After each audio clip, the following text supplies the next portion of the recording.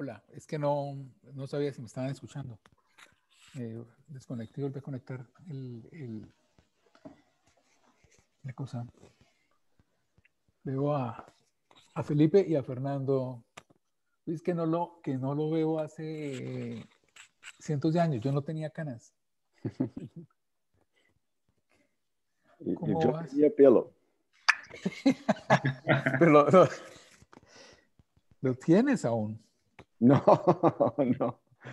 Solo por Zoom. Es un Sí. background. Este es un Zoom Background. background.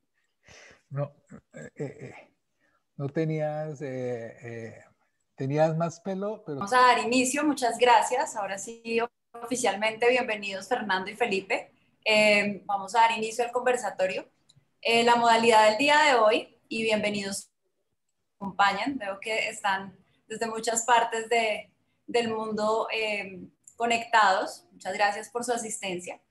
La modalidad, pues vamos a tener una intervención de Fernando, una intervención de Felipe y abrimos el conversatorio. Entonces, voy a iniciar pues presentando. Yo voy a presentar a Fernando y pues posteriormente Francisco presentará a Felipe. Fernando Lara, profesor de la Universidad de Texas, arquitectura,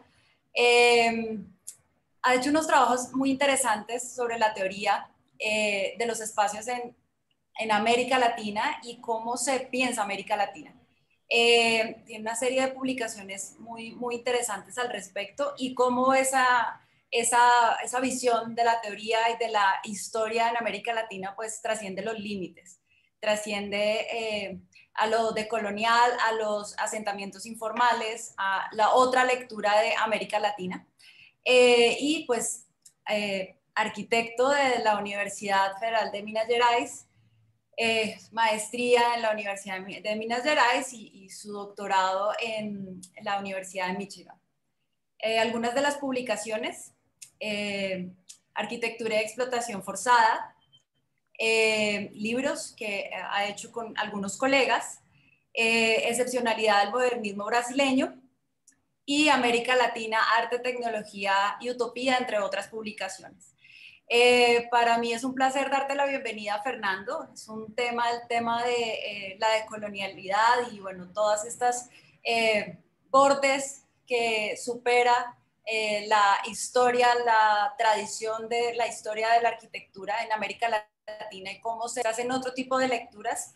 Es interés de esta escuela y bueno, pues bienvenido. Muchas gracias por aceptar esta invitación.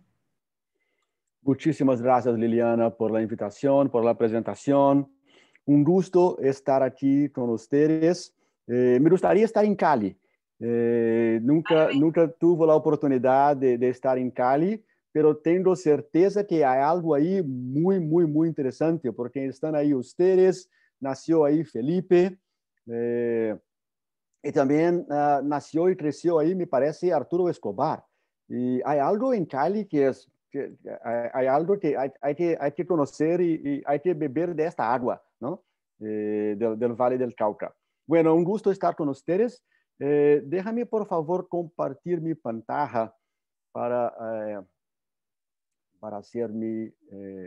bueno, ya está, perfecto. Un momento para hacer pantalla completa. Ok. Yo voy a hablar por 20 minutos sobre descolonizar la enseñanza de la arquitectura, porque las invitaciones de este año de pandemia, las cosas que hicimos, me hicieron refletir que, en la verdad, todo lo que yo hago es sobre enseñanza. Yo tengo muy poca influencia, muy poca inserción en el mundo de la arquitectura, en el mundo de la construcción, en el mundo de los designers famosos, etc.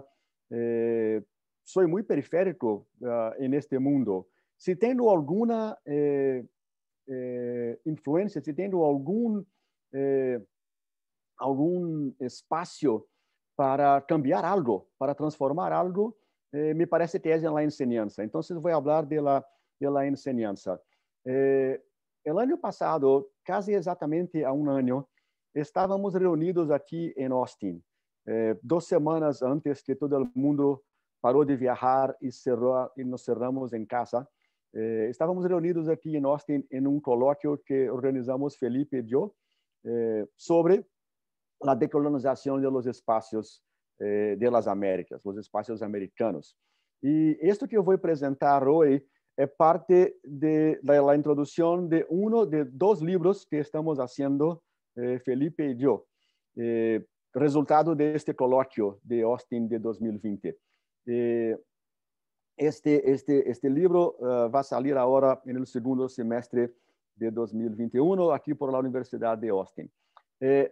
Esta imagen que ustedes ven en la pantalla es un fragmento de 233 pequeñas piezas de cerámica que están montadas en el 19º andar del edificio Copan en São Paulo.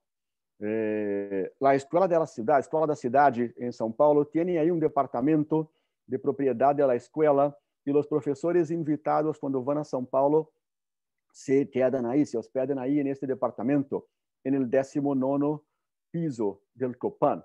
Y ahí está esta intervención, esta instalación que se llama 250 arquitecturas americanas. No son 250, son 233 al final. Hicimos esto en 2018 para la Bienal de Arquitectura de São Paulo. Y fue un trabajo que me alegró muchísimo, porque empieza en São Paulo con la invitación de los curadores de la Bienal de Arquitectura. Me invitaron a hacer algo porque yo estaba enseñando un curso en el IEB, Instituto de Estudos Brasileiros, en la Universidad de São Paulo, sobre esto. Y yo pensé que iba como académico, como escribir un texto, ¿no? Pensé, claro que sí, escribo un texto y ustedes ponen en la pared de la Bienal algo así. Y ellos me contestaron, no, nosotros queremos una instalación, no tenemos espacio para más palabras. Y yo no sé por qué acepté, una locura, porque es muy lejos de mi práctica, muy fuera de mi zona de conforto, ¿no? Pero acepté y lo hicimos con los estudiantes. Primero dibujamos todas las arquitecturas de las Américas. Esto es muy importante, todas. Desde arquitecturas precolombinas hasta favelas, shotgun houses de Estados Unidos, edificios de departamento mediocres, todo. Después abstraímos a dibujos, ¿no? Con el formato de 2 por 3 pulgadas, 5 por 7 centímetros, y estos dibujos se transformaron en laser cuts, y utilizamos la cortadora laser para hacer estos moldes, ¿no? En acrílico o en madera. Viajamos a Ouro Preto con los moldes y ahí lo apertamos, ¿no? Lo presamos contra el barro, contra la cerámica, contra la argila, y un proceso muy interesante porque lleno de resistencias, ¿no? Ahí están las piezas casi prontas después de un día, ya empezando a secar, y la instalación que primero estuvo en la Bienal de Arquitectura, ahora está en el Departamento de la Escola da Cidade.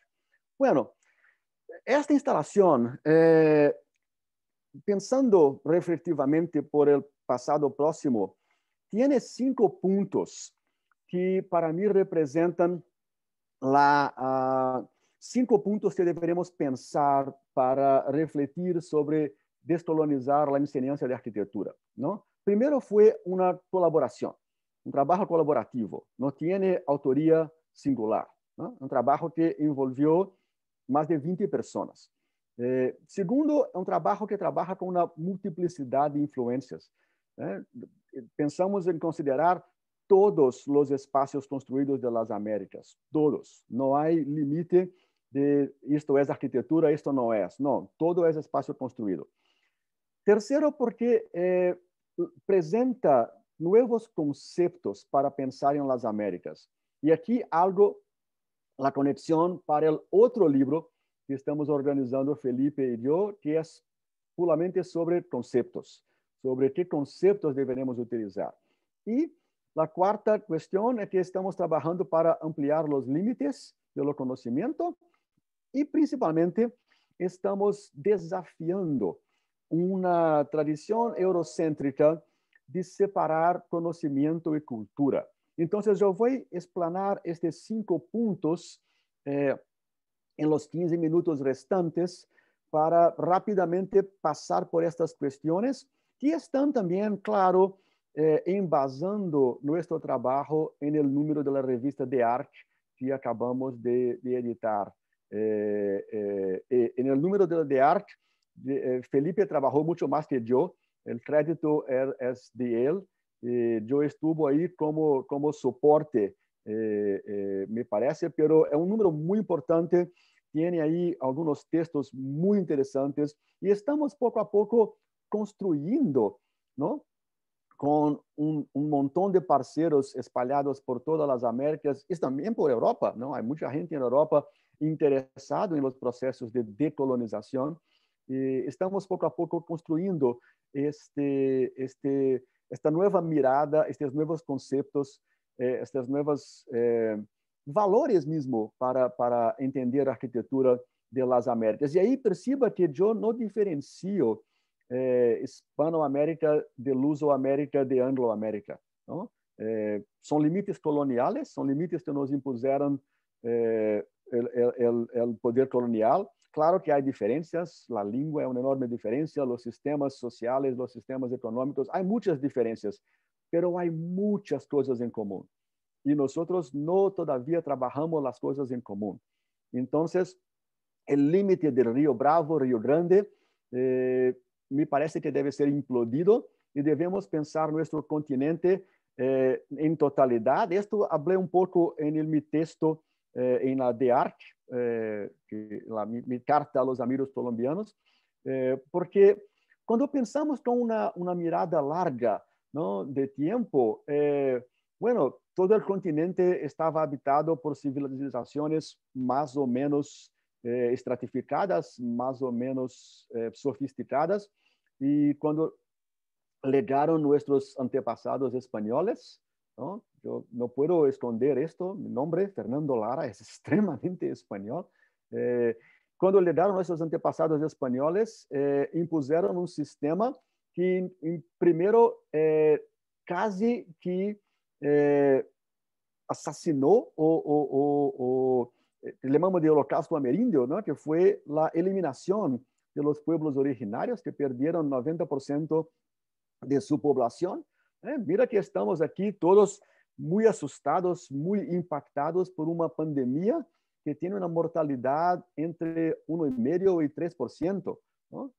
Los pueblos originarios perdieron 90% de su población en el primer siglo, en el siglo XVI, después de la invasión europea.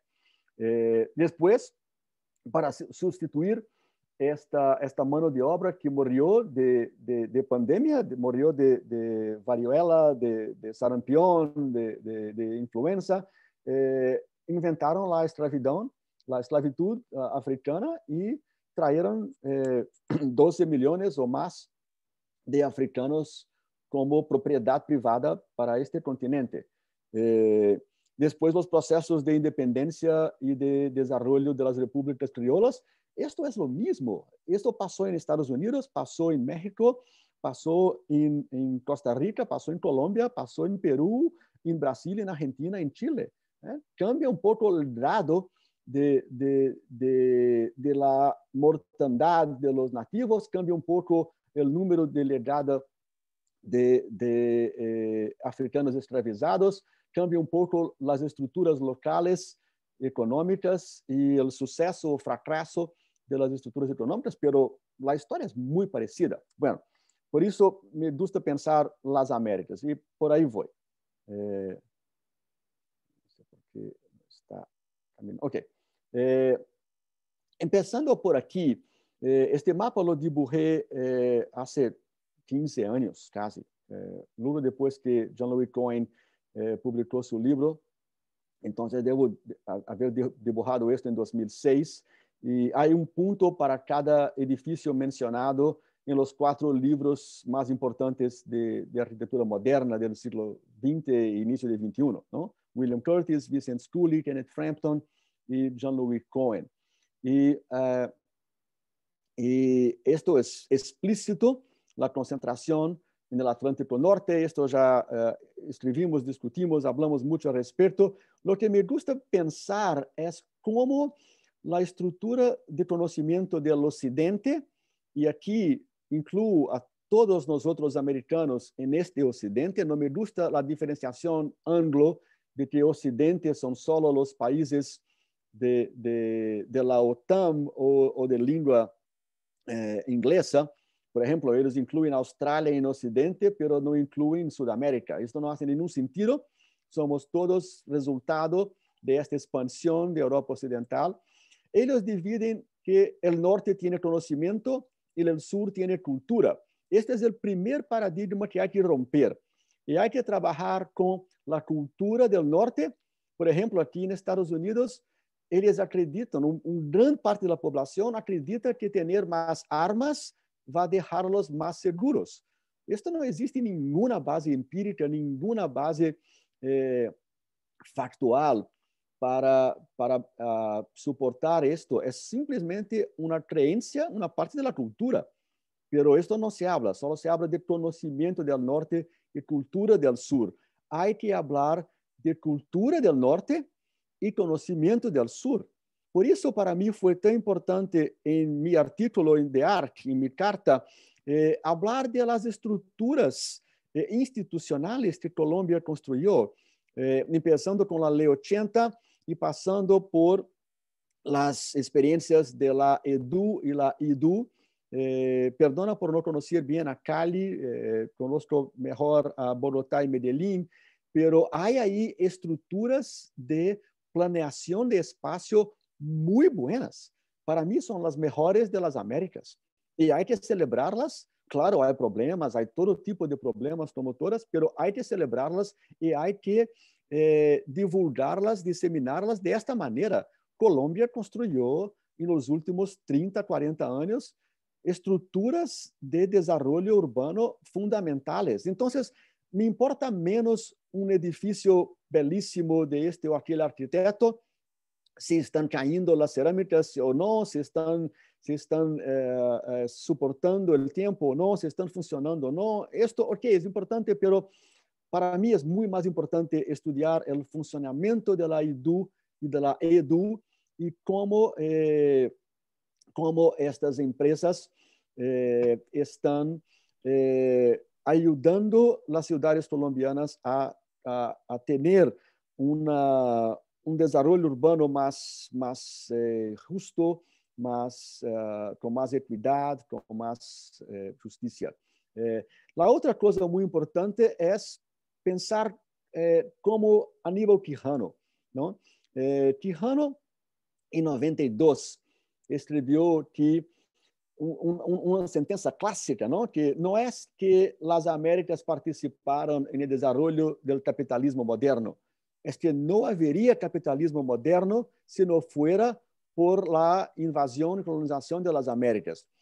Yo me gusta trasladar esta frase de Quijano para arquitectura y pensar que no es que las Américas participaron en el desarrollo de los procesos de abstracción y de dibujo que se desarrollaron principalmente en Italia y luego después en Francia en el siglo XVI, XVII.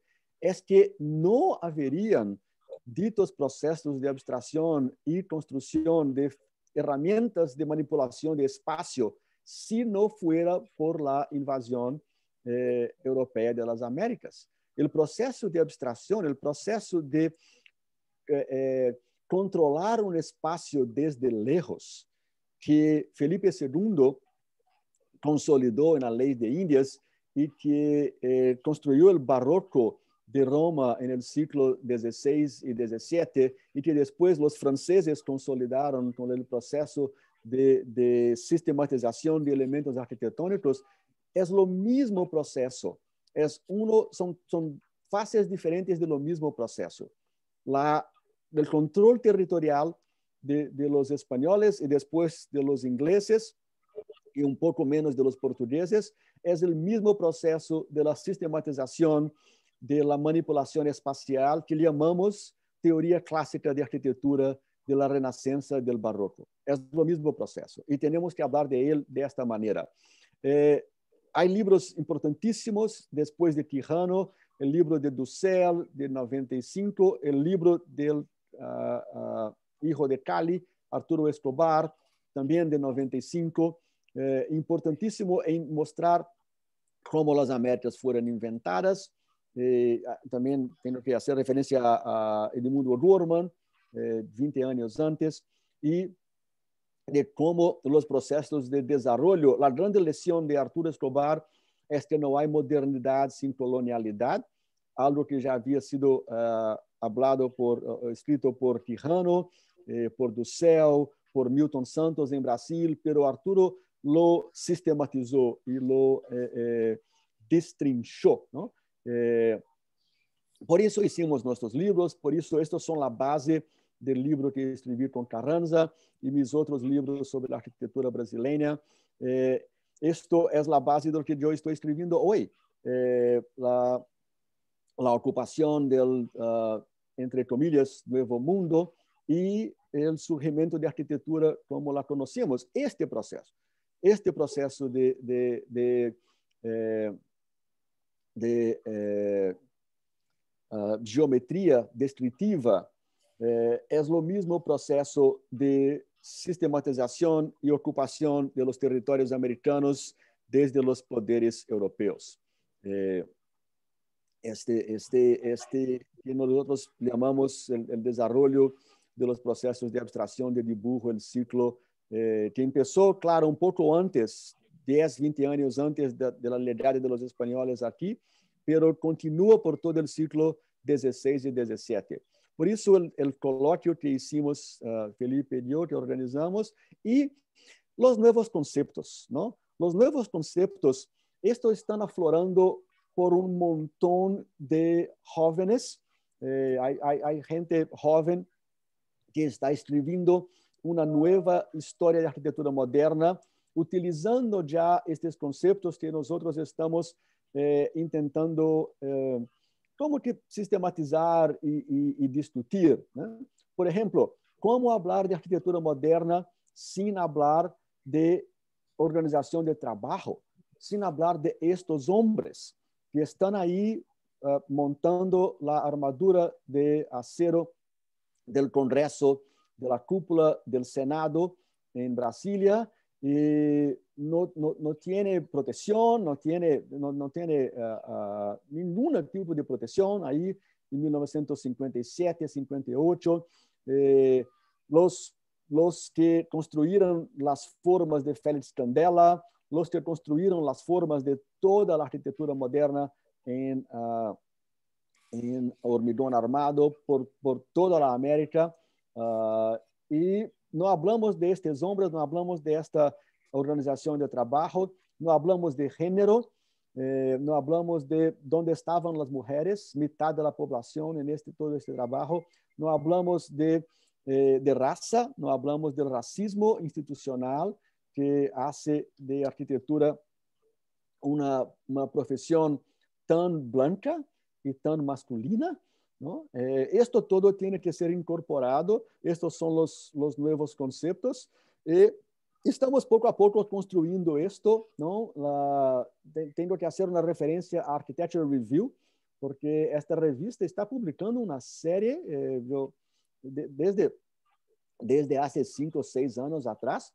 Están publicando una serie de artículos muy interesantes y este discurso empieza a salir de las universidades, empieza a salir de los seminarios de posgrado y empieza a adentrar la práctica de arquitectura. Poco a poco está adentrando, están buscando y vamos a superar esta manera antigua de mirar la arquitectura. Yo pienso que mi tiempo ya está casi terminando.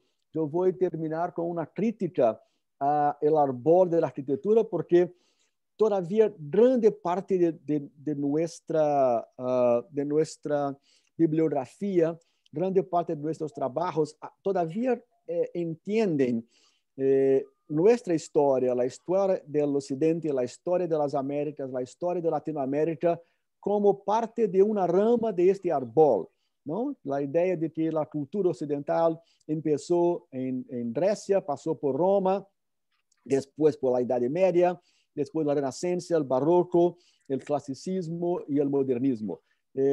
Hay que entender que esto fue construido. Esto es una construcción. Y esta construcción sirve a uno y no sirve a otros. Entonces hay que desmontar esta construcción, hay que mostrar los problemas de esta construcción, ¿no? Por ejemplo, cuando dividen historia y no historia, como si una gran parte del mundo no tiene historia, porque ellos no consideraron otras formas de registro como parte de la historia, y otra vez la diferencia de conocimiento y cultura. Esta ruptura de historia no historia nos impone un hogar que solo tiene no historia y cultura, en cuanto que hay que invertir esta relación. Aquí el diagrama de Dussel, que mostra como es ficcional esta idea de que a história de Ásia era a pré-história de Europa e depois sigue o conhecimento ocidental, e como mais complexo deve ser. Todavía temos que fazer este diagrama para arquitetura. Este ano, uns chicos de Puerto Rico e França fizeram manual antirracista, onde começaram a fazer diagrama como Charles Gentz, que começa a responder a este tipo de diagrama muy eurocéntrico en la historia de arquitectura. Yo voy a terminar por aquí porque tengo 20 minutos y devuelvo a Felipe, que va a llevar esta conversación más lejos. Gracias. Muchas gracias, Fernando, por tu intervención. Francisco, te doy la palabra. Bueno, Felipe, como dijo Fernando, es arquitecto caleño, ¿sí? Y se forma en el Reino Unido, y hoy en día, a nivel de maestría y de doctorado, pasa por varias universidades hasta que recala en la Universidad de Cambridge, donde es el actual director del Centro de Estudios Latinoamericanos.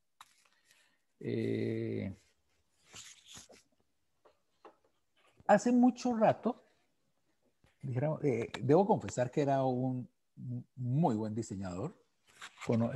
Me acuerdo de sus proyectos de estudiante en la universidad, ¿sí? Y también de su temprana inteligencia y su preocupación, dijéramos, por ir más allá de del universo formal y de los repertorios al uso en ese momento, ¿sí? Y de allí su enorme preocupación, dijéramos, por tener unas lecturas más complejas de la producción arquitectónica y de las relaciones de la arquitectura con la sociedad. Los libros que él trabaja dan cuenta mucho de su atención, ¿sí? Por ejemplo, escribió un libro que se llama Baba para Arquitectos, que no está traducido al castellano, creo, ¿sí? En donde explora un autor que es clave en los estudios postcoloniales, ¿no? Y si uno se pone a ver, es muy consciente los trabajos de otras publicaciones, como su trabajo como coeditor de Urbanismo Marginales, Desarrollo Formal e Informal en Ciudades en América Latina, o Repensar la Ciudad Informal, o Transculturación de Ciudades, Espacios y Arquitecturas en América, ¿sí? Hay un libro que ojalá lo completara, dijéramos, o lo actualizara y poder tener su versión en castellano. Doy su nombre en castellano, Más allá de los maestros modernistas de la arquitectura latinoamericana hoy.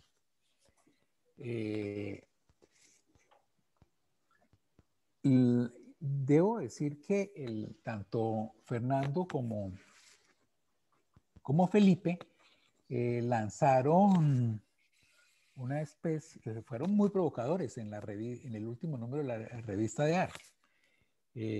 proponiendo unas necesarias relecturas de nuestras arquitecturas en el continente, y yo creo que sobre eso hablará Felipe en este momento, ¿sí? De la provocación en su artículo y en la presentación de esa revista. Felipe además es un muy buen conocedor de la arquitectura colombiana, no por ser colombiano, sino porque siempre ha sido atento a ella. Presidió uno de los jurados de una Bienal Colombiana de Arquitectura y siempre, me consta, ha estado muy atento al devenir tanto de la arquitectura profesional como de la vida, los problemas sociales y, dijéramos, la forma en que la sociedad nuestra conflictiva, contradictoria y se espacializa. Hizo un workshop con nosotros en compañía de Ángela Franco en la zona del río Cauca, que es una zona de conflictos sociales y ambientales y espaciales. Es decir, es un hombre que se mueve, dijéramos, en todo el espectro de la sociedad, ¿sí? En sus relaciones con el espacio, desde la arquitectura profesional hasta la lucha por el espacio habitable de los más desposeídos. Gracias, Felipe. Muchas gracias, Francisco, Pacho, muchas gracias. Voy a ver si puedo compartir la pantalla. ¿Estoy autorizado? Sí, perfecto. Bueno, entonces, muchas gracias, Pacho, por la presentación, y Pacho y Liliana por la invitación y por organizar este evento, por la oportunidad que nos dan a Fernando y a mí de compartir las ideas que hemos estado trabajando de los últimos años y que culminaron con un esfuerzo de la publicación del último número de la revista The Arc, que es a lo que nos estamos refiriendo pues hoy, pero en realidad son parte de un interés de muchos años, de revisar y repensar los métodos que han sido utilizados para describir la historia de la arquitectura latinoamericana, y en el caso que yo voy a presentar hoy, pues de la arquitectura en Colombia. Entonces, como decía Fernando, en realidad no voy a ir más lejos, sino que voy a venir más cerca porque voy a llegar a Colombia y a mostrar un poco de lo que hablé en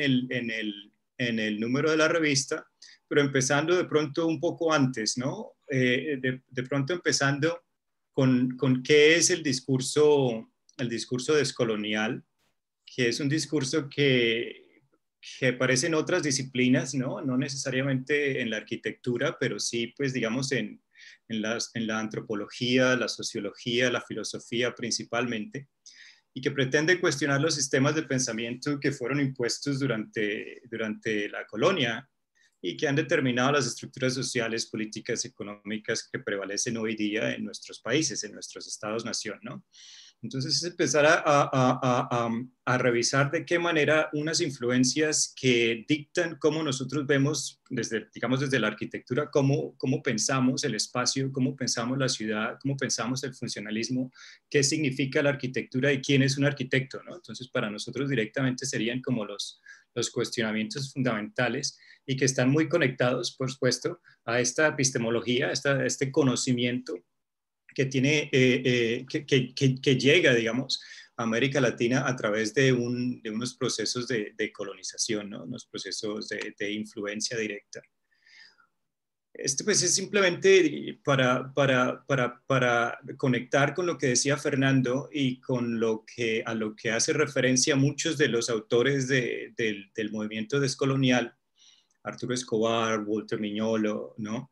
Y es que la relación que mencionaba Fernando sobre la imposibilidad de concebir el mundo moderno sin pensar en su origen colonial, ¿no? Es decir, el argumento principal que han presentado autores como Walter Mignolo, Arturo Escobar, Ramón Grossfogel, entre otros, es que la modernidad se inicia con el descubrimiento de América en la medida en que unos procesos simultáneos, surgen unos procesos simultáneos, como era, por supuesto, la racionalización del espacio, por supuesto, para poder viajar desde Europa hasta África, hasta las Américas y poder regresar, transportando diferentes tipos de carga y diferentes tipos de materiales, ¿no?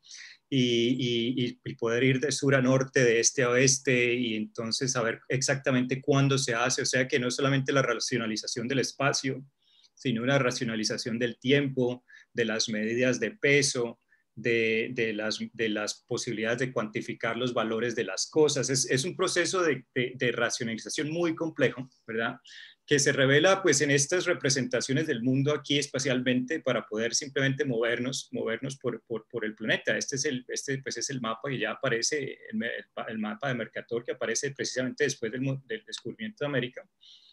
Y unas racionalizaciones del espacio, pues que también, como lo mencionó Fernando anteriormente, se materializan en las leyes de Indias, que simplemente pretendían, por supuesto, racionalizar el espacio. Pero no sé si alguna vez, si nosotros en la arquitectura nos preguntamos para qué se racionaliza el espacio, ¿no?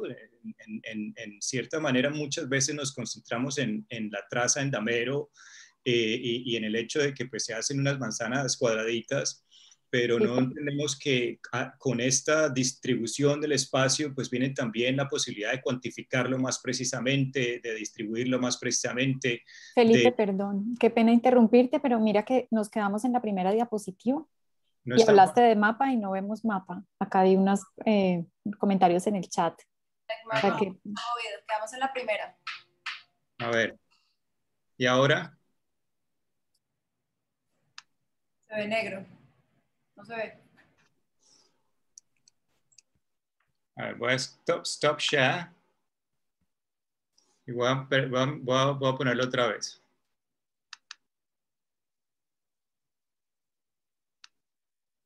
¿Se ve ese mapa?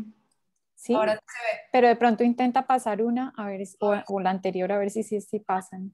¿Esta la vieron? Sí. No, esa no la vimos, solo vimos la primera. Solo la primera. Bueno, esta pues no la vieron, pero no hay nada que ver. Este es el mapa de Mercator que estaba mostrando, que pues es el primer mapa que surge después del descubrimiento de América y que se hace precisamente para poder viajar ¿ven la flechita mía? Sí, se ve. El cursor, pues para poder viajar de Europa a África, en donde se cogen pues esclavos y entonces vienen para acá, hay que llegar en el momento especial, hay que calcular el tiempo del viaje para que la carga que va en el barco pues llegue bien al otro lado, pero también hay que pensarlo para llegar al otro lado cuando se pueden recoger las cosechas de diferentes productos y volver a tiempo para que no. Entonces no es solamente la racionalización del espacio, sino un proceso de racionalización muy complejo del movimiento, de los tiempos, de calcular los tiempos, los pesos, los valores, todo este tipo de cosas, ¿no? Era lo que me refería. Y esta racionalización a nivel global, pues lleva a unas racionalizaciones mucho más, digamos, de menor escala, que son las racionalizaciones urbanas, que se materializan en las leyes de Indias, ¿no? Y que cuantifican, dividen el espacio de una manera racional geométricamente, pero por supuesto que no es solamente la geometría, que es en lo que muchas veces como arquitectos nos hemos concentrado, sino que esta racionalización y el uso de esta trama, pues conlleva una serie de divisiones, de cuantificaciones, de racionalizaciones que permiten que la ciudad haga parte de ese proceso de colonización, ¿no? Es decir, son puntos de avanzada en el proceso de colonización, pero que están intrínsecamente ligados a los procesos digamos, de la emergencia de un nuevo sistema económico, ¿no? Basado en el capital. Es decir, aquí estas manzanas no son solamente cuadradas, estas manzanas son un área de tierra que tiene un valor, que se puede dividir y todo este tipo de cosas, y que luego va a entrar en el negocio de la tierra, ¿no? Entonces es pensarlo de esa manera y empezar a verlo. Y hay otras racionalizaciones, como las racionalizaciones de la gente, ¿no? De las personas, de la raza. Pero lo que yo quiero, digamos, enfatizar hoy y que me parece a mí es importante que lo entendamos de los discursos descoloniales que salen con Silvia Rivera Cusicanqui y con todos los que he mencionado anteriormente, es que estas racionalizaciones no son racionalizaciones separadas, sino que al racionalizar estos diferentes tipos de razas, la clasificación de la raza en una cuadrilla andamero también, lo cual es interesante, ¿no? Que entonces está el español, el mestizo, el castizo, el mulato, el sambo, todas estas clasificaciones no son clasificaciones, digamos, que no tienen ninguna relación con otras cosas, sino que cuando nosotros lo vemos en la estructura histórica, pues nos damos cuenta que los sistemas legales españoles coloniales también tenían una situación en la cual pues cada uno de estos grupos tenía diferente acceso a estructuras de poder, podían ser dueños de la tierra, o podían heredarla, o podían venderla, o podían ganar salario, o no podían ganar salario, de manera que no era solamente que estuvieran clasificados socialmente, sino que también tenían diferentes accesos y diferentes posiciones dentro de una estructura de poder colonial, y por esa misma razón entonces, ahora sí están pasando las fotos, ¿cierto? ¿Sí las ven? ¿O no? Sí. Ah, bueno. También. Sí, estamos. Y entonces, claro, estas clasificaciones con todas estas diferentes estructuras de acceso a poder, a salarios, a tierra, no sé qué, pues entonces tienen una influencia o un impacto, por decir así, en la materialización de la ciudad. De tal manera que estas representaciones cartográficas de finales del siglo XIX muestran como esa trama ideal, ¿no?, de las leyes de Indias como un texto que está escrito, ¿no?, la parte ideal del texto que determina cómo se hace la ciudad, pues en su realización en términos de los diferentes grupos sociales, los diferentes grupos de personas que podían o no podían tener una casa, que podían tener o que podían entrar a la ciudad o no podían entrar a la ciudad, pues entonces gradualmente disuelven esa idea de ciudad, ¿no? La idea de ciudad en relación a la realidad de la ciudad, ¿no? Estas dos separaciones, y de tal manera que, pues, que la ciudad latinoamericana casi que desde el principio aparece con su periferia a razón mismo de los procesos modernizantes que la generan, ¿no? Entonces me parece que es importantísimo ver esto, y ahí pues yo cito nuevamente a Quijano como lo hacía Fernando, en donde Quijano pues habla de que la raza fue uno de los principales criterios que distribuyeron el mundo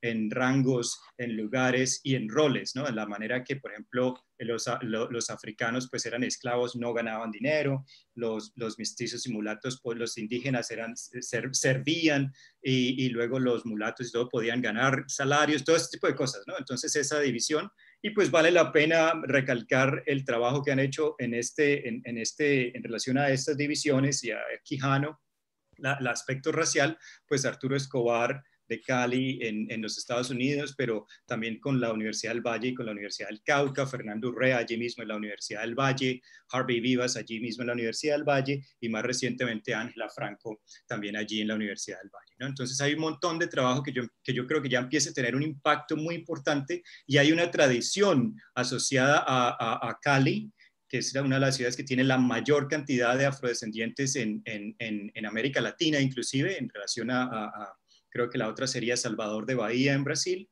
Y entonces es muy importante, yo pienso, relacionar este tipo de aspectos, porque el estudio de la ciudad, una ciudad como Cali particularmente, requiere una aproximación mucho más compleja a través de unos sistemas de análisis que relacionen la estructura de la ciudad a su pasado colonial. Por eso es que en varios de mis trabajos yo he relacionado argumento muy fuertemente que la morfología actual de la ciudad colombiana, por lo menos, pero otras partes de América Latina, es una versión magnificada de un urbanismo que aparece desde el momento mismo de que las ciudades fueron creadas, ¿no? Con eso entonces aparece el término colonialidad, que avanzan personas como Pablo González Casanova y también Aníbal Quijano, que lo usa como la colonialidad del poder, pero otras personas como Arturo Escobar, Silvia Rivera Cusicanqui, Walter Miñolo, Ramón Grossfogel, pues hablan de la colonialidad como una condición. La colonialidad es diferente a la colonia, es la persistencia de principios y estructuras coloniales a pesar de que el colonialismo directo ha terminado. Es decir, ya no hay colonialismo, pero muchas estructuras, ¿no? Entonces, por ejemplo, el hecho de que las minorías afrodescendientes corresponden en gran parte a las personas de estratos más bajos y de menor desarrollo educativo y que viven en las periferias urbanas, toda esta correspondencia que existe en Cali, en Colombia, en América Latina, en el mundo entero, porque también en los Estados Unidos, y que se ha hecho mucho más dramática con la pandemia, porque hemos visto cómo en los Estados Unidos, en Inglaterra, en todas partes, pues han habido estas minorías étnico-raciales han sufrido desproporcionalmente de la pandemia.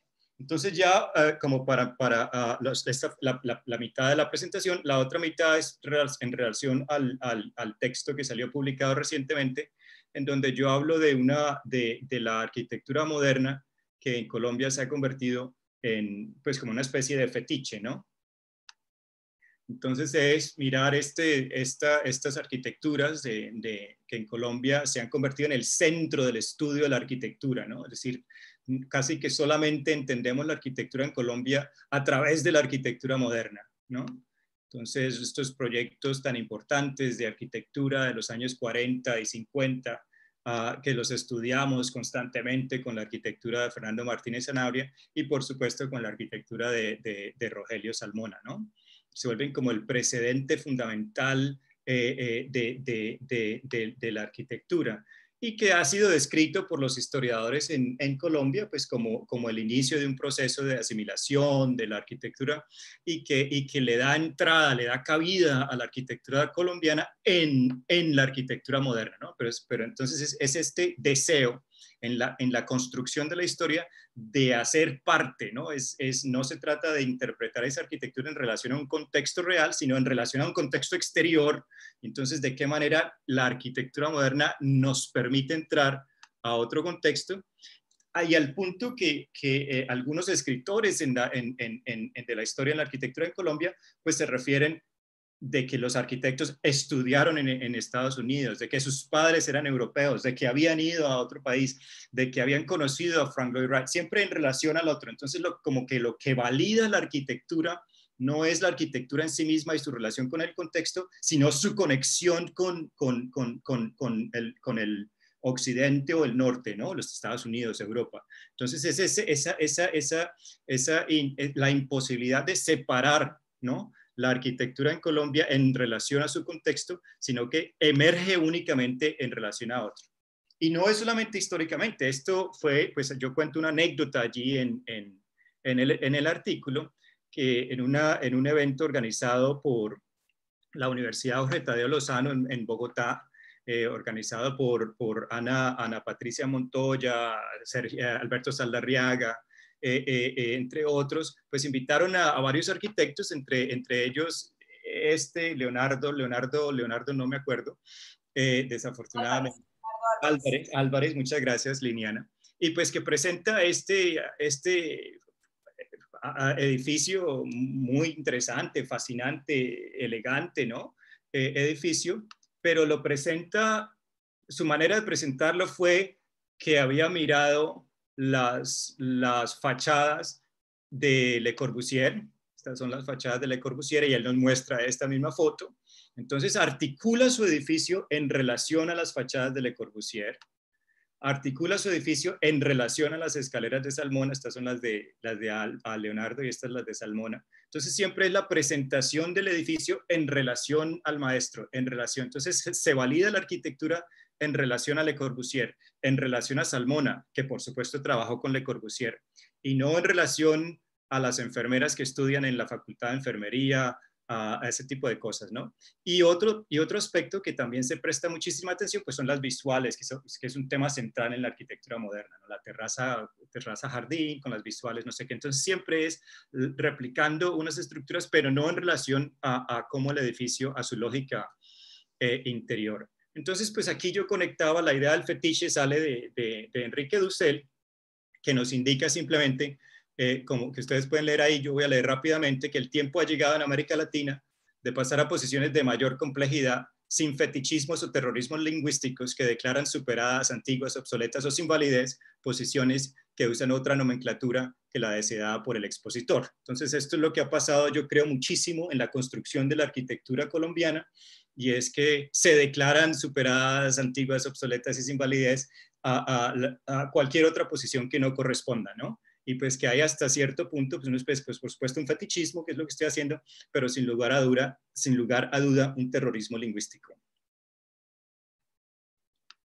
Y con ello, pues entonces, otro filósofo colombiano que me parece a mí muy importante, que nos da ya una pauta entrando al proceso de descolonización, que dice: no existe un sujeto colonizado que, irrumpiendo desde la exterioridad de las estructuras imperiales, pueda articular su voz a través de los discursos de las ciencias humanas europeas. Quien pretende representar al subalterno, nosotros somos los subalternos, los colombianos, en un discurso articulado según las reglas del saber occidental moderno, la sociología, la etnología, la historia, pero también, por supuesto, la arquitectura, está forzando en clave epistémica los mecanismos de dominación colonial, los mismos mecanismos de dominación colonial. Entonces, empezar a buscar de qué manera superar esta situación. Y termino entonces ya con esta pequeña cita de Arturo Escobar, de sus diseños para el pluriverso, que está en español, y que ya nos hace un reto muy directamente a nosotros los diseñadores de empezar a pensar en espacios que superen, digamos, la idea de ciudad moderna, por ejemplo, concebida como un concepto, ¿no? Porque es decir, nosotros usamos, como arquitectos, nos referimos a la ciudad como si la ciudad significara algo, es decir, como si la ciudad fuera una cosa, ¿no? Pero es una idea que en realidad pues no se ha materializado como idea, como concepto en ninguna parte del mundo, ni en el oeste, ni en el occidente, ni en el no occidente, ni en el sur, ni en el norte, ¿no? Pero siempre nos referimos a la ciudad como si fuera algo, y a la ciudad latinoamericana como si fuera diferente a esa ciudad, a ese modelo de ciudad ideal, y a las periferias de la ciudad como la falla de la ciudad nuestra, ¿no? Entonces, empezar a superar ese tipo digamos, de juzgamientos que tenemos en relación a la ciudad, y, por supuesto, repensar para nosotros en relación al dinamismo de nuestras sociedades, a la heterogeneidad de nuestras sociedades, ¿qué sería una ciudad? ¿Qué sería una ciudad heterogénea? Considerar que esas periferias son parte de la ciudad desde el origen mismo de la ciudad, y entonces repensar qué es la arquitectura en nuestro concepto, y, por supuesto, qué o quién es el arquitecto también en un contexto como el nuestro. Y con eso, según nos lo explica aquí Arturo Escobar, pues entonces habría una transición a una nueva estructura de diseño que respondería mucho más directamente a las realidades socioeconómicas y culturales de nuestras ciudades y nuestros países. Muchas gracias. Gracias a ti. Gracias, Felipe. No, bueno, tenemos un auditorio realmente notable. Variado, notable, de muchas partes. De todas partes, sí. No, son tantos que sería terrible mencionar unos y no a otros. Bueno, digamos que es bastante provocador las propuestas tanto de Felipe como de Fernando. ¿Sí?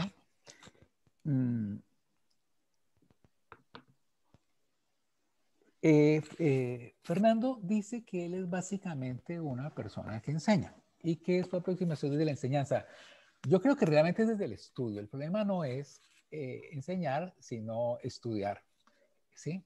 Creo que esa precisión no es un regaño, sino que creo que realmente la forma en que ellos estudian, dijéramos que nos hace partícipes a nosotros de sus estudios, ¿sí? Tanto a sus estudiantes como a sus lectores.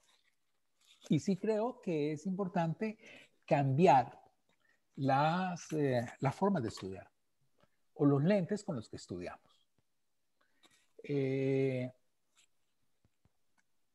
Y entender que de todas maneras, el conocimiento, los estudios, la forma en que se presentan, pasan por estructuras de poder.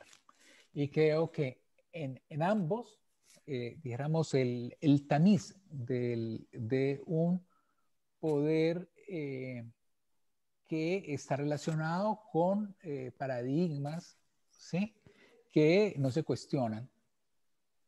Por ejemplo, la arquitectura moderna la estudiamos aún, o si se quiere, se enseña, que es el peor de los casos, con el paradigma, por ejemplo, de las vanguardias artísticas y los aspectos formales o geométricos, etcétera, y demás, lo cual es muy cómodo, finalmente, ¿sí? También, dijéramos, no se estudia, pero sí se enseña, por ejemplo, recurriendo a referentes. Una cosa facilísima para el profesor, por ejemplo, de taller, que remite a obras en el cual, de hecho, pone que todo desarrollo de la arquitectura, etcétera, es epigonal. Y finalmente, unos y otros terminan considerando que las lógicas de la arquitectura, su evolución, sus desarrollos y sus respuestas simple y sencillamente obedecen a una lógica de difusión de unos centros que se irradian, y dijéramos, en la medida en que se puede ser más fiel al original, pues se valida su calidad o o el producto o el paper con sus referentes y demás es más valioso, ¿ya? Y allí, dijéramos, voy a proponer, tanto Felipe, sobre todo, es muy provocador en su artículo, que les digo, para los que no lo hayan leído, los invito a leerlo, donde dice, bueno, ¿dónde están los autores? ¿Dónde están las mujeres? Pues salva a niveles. En algún momento le da por ahí en un premio, pero ¿dónde están los indígenas y los negros, por ejemplo, en los premios, en las obras, en las bienales, en los concursos y demás, ¿no? Por ejemplo, eso. Y Fernando pone en juego el tema de la ciudad, que es otro. Y una ciudad que también nos lo muestra provocador. No están viendo la ciudad, no están viendo la ciudadanía. Son dos lecturas que nos muestra que no vemos las cosas. Por ejemplo, y que es muy sintomático, por ejemplo, aquí en nuestra escuela. Estamos más preocupados por vernos pobres y limitados a la manera que nos propone el urbanismo táctico que por entender las transformaciones de Medellín y las lógicas y los desarrollos urbanísticos y las técnicas urbanísticas de intervención en Medellín, como ejemplo. Y es una ciudad que está cerca. Pero tenemos más próximos el texto de urbanismo táctico que nos enseñan, dijéramos, a cómo debe ser nuestra actitud mendicante en el caso de la transformación del espacio, dijéramos, de las relaciones sociales.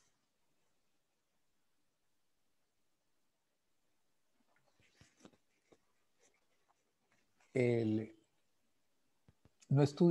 problema es la óptica y la comodidad de muchos, ¿sí? Hay lecturas que deberíamos hacer. Por ejemplo, cuando Felipe dice que somos negros, ¿sí?, no los vemos en Cali. Los negamos, solamente aparecen bajo ciertas condiciones controladas. El Festival Petronio Álvarez. Luego, no los vemos los que estamos, dijéramos, en la ciudad blanca, entre comillas, que es la ciudad colonial, que tiene unos valores y unas cosas, etcétera, y no se ve lo que está allí.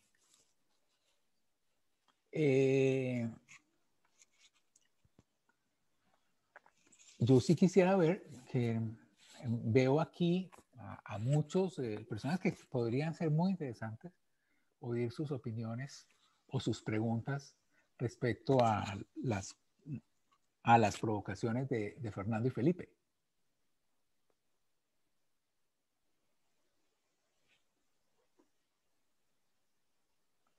Hay de todo el continente. Fernando, cuando dice de los países de América, me acuerdo el título de un libro de Carlos Monsiváis, Aire de Familia. Todos aquí estamos en ese aire de familia, unidos por unas historias y unos procesos que son comunes y casi que con unos valores que son comunes y con unos conflictos que son comunes. ¿Sí? Así que brasileños, mexicanos, venezolanos, argentinos, aquí estamos en familia. Y digamos que esta lectura, que si bien yo la planteo para los términos de Cali, creo que es común a todos.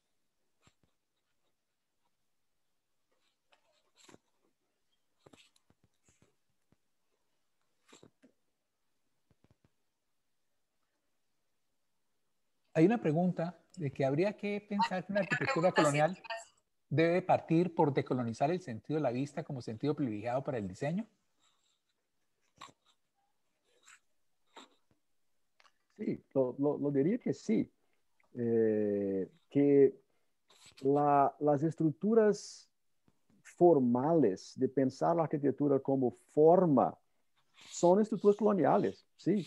Y en el inicio de febrero yo hablaba en la Universidad de Southern California, a USC, y me preguntaron exactamente esto. Ok, la abstracción es una forma de dominación, es una forma de control, de colonialidad. Entonces, ¿cuál sería el antídoto para la abstracción? Y es difícil contestar, ¿no? Todavía no tenemos una respuesta buena, pero me parece que es por la participación y por reconocer que debemos pensar arquitectura a partir de la gente, ¿no? A partir de las personas.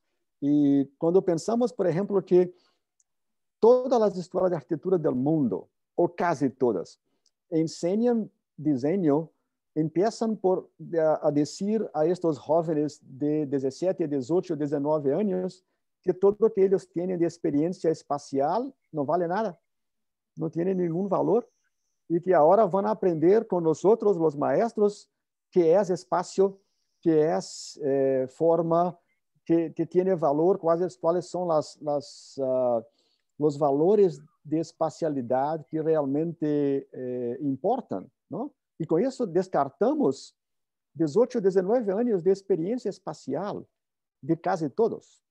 Y lo que pasa con esto es que una manera de imponer una elitización de la arquitectura, porque los hijos de arquitectos, los hijos de la élite, se formaron con museos, se formaron visitando obras que nosotros consideramos importantes, crecieron visitando otros países, etc.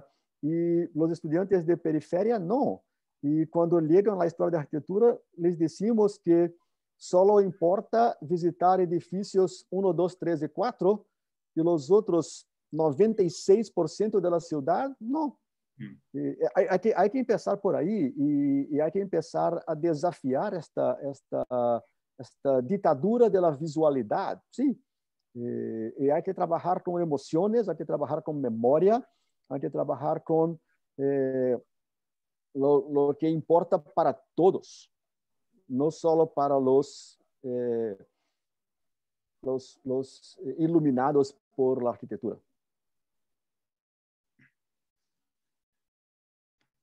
Yo pienso que llega el momento, ¿no?, de hablar del canon, porque es ese aspecto visual, pero también ese aspecto del que hablaba Pacho en relación, bueno, lo que habla Fernando y Pacho, ¿no? Es decir, que claro, nosotros entramos a estudiar arquitectura y entonces vamos a la universidad, en la Universidad del Valle, o bueno, las tres escuelas de arquitectura quedan muy cerquita la una de la otra, toca atravesar toda la ciudad y a ver cuántos edificios de Le Corbusier ve uno por el camino yendo a la universidad. Pues es verdad que de pronto la experiencia espacial de la ciudad se niega, ¿no?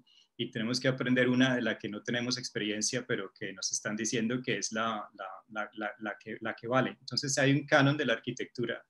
Y entonces aquí vuelvo a esta reunión que tuvimos exactamente hace un año en Austin, en donde hubo dos personas que en relación a esto nos hacían una pregunta muy interesante.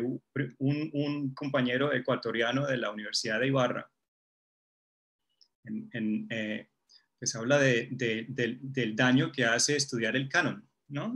En la medida en que pues estudiamos los proyectos de Mies van der Rohe y no sé, de Norman Foster, lo que sea, y los estudiantes entonces quieren, digamos, replicar ese tipo de arquitecturas, pero en el esfuerzo que hacen para producir unas arquitecturas que se adaptan a este canon internacional, pues no le responden a unas condiciones económicas, sociales de Ibarra, ¿no? Unas muy particulares. Entonces, en este contexto digamos, de descolonizar, que tiene mucho que ver con incluir más historias, incluir más experiencias, ¿no? Para que se vuelva mucho más heterogénea la arquitectura, sale una pregunta muy interesante que se trata precisamente de excluir, de excluir el canon que puede llegar a tener un aspecto negativo. Entonces, no se trata, por supuesto, de excluir el canon, sino de que nos preguntemos el valor del canon y el papel que juega el canon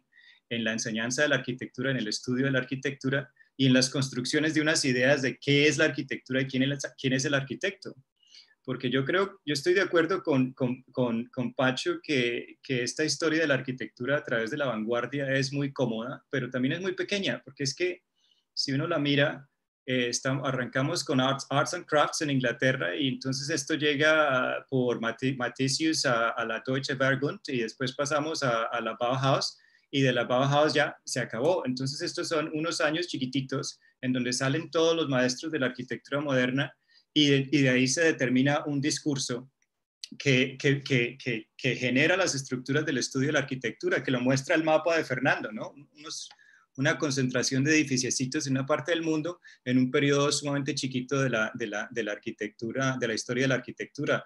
Y pienso que hace falta entendernos de mucho más. Y no se trata de descolonizar la arquitectura en América Latina o en África, se trata de descolonizar la arquitectura en Estados Unidos y en Europa, porque hay muchas experiencias de la arquitectura aquí que también han sido ignoradas.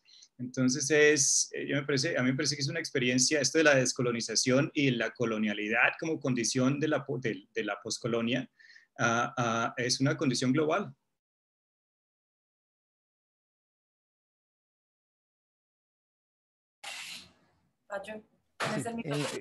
Voy a hacer una nota al margen de lo Felipe. Es que no es solamente dijéramos, una lectura descolonizada de la arquitectura moderna y de los héroes, sino que, por ejemplo, aún en paradigmas emergentes o casi incuestionables como la ambiental, no hay una lectura desde el tema del ambiente ni siquiera a las obras de la arquitectura moderna que supuestamente lo puso en juego. Es decir, tenemos que tener en cuenta que las historiografías tienen enormes limitaciones, dijéramos, evidentes pues en los textos, ¿no? ¿Sí?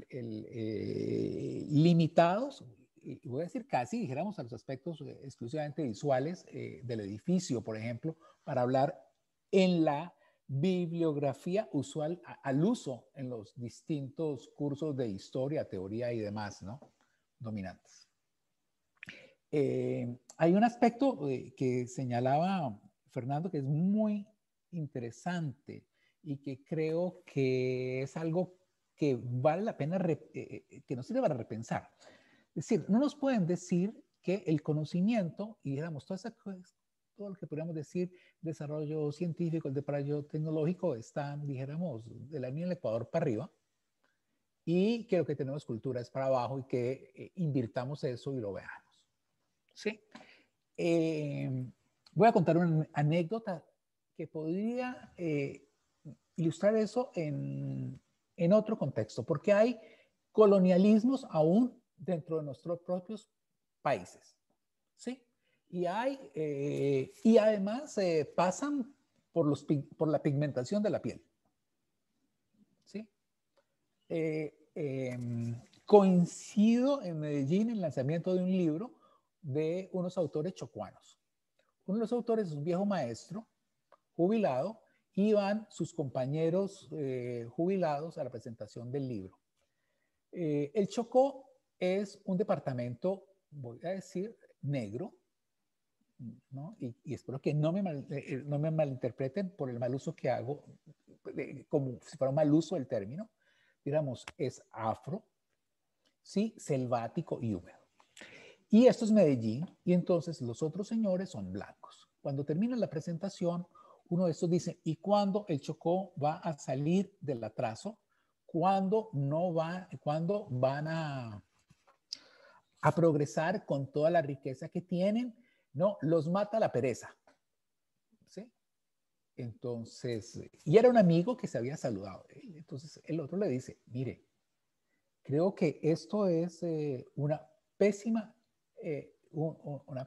interpretación de la forma de vida nuestra.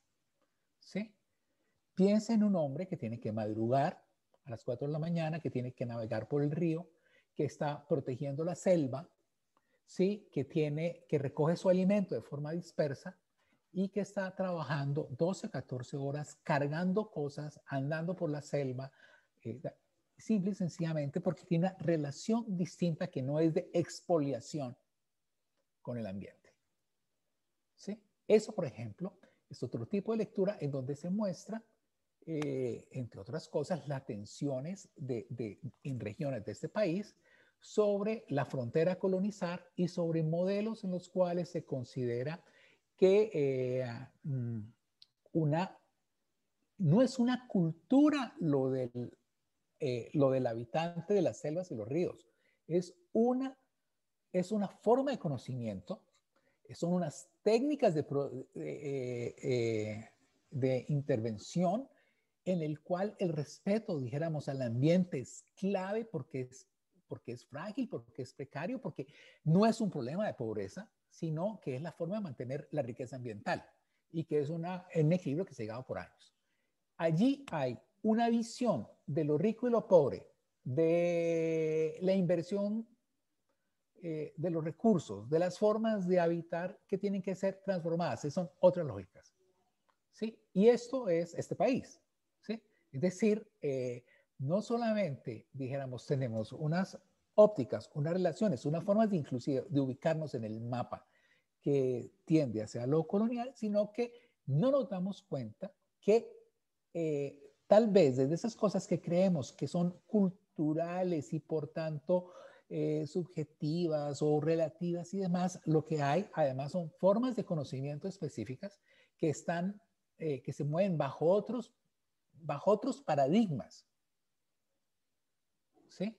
Y digamos bajo otros paradigmas, y alguien que puede estar hablando de ecología y de naturaleza, sin embargo, dijéramos desde el punto de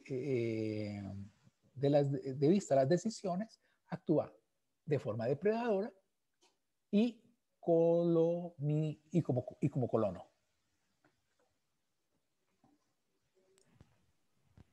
Francisco, hay algunas preguntas acá en el chat. Voy a empezar a darle la palabra a María Catalina y luego voy a leer las preguntas. Creo que pidieron otra intervención, entonces María Catalina Venegas, bienvenida. Gracias, Liliana, y gracias, Fernando y Felipe. Mi pregunta, un poco primero la tengo que enmarcar en mi posición, que es una posición un poco incómoda porque yo estoy haciendo un doctorado, entonces soy estudiante, pero también profesora.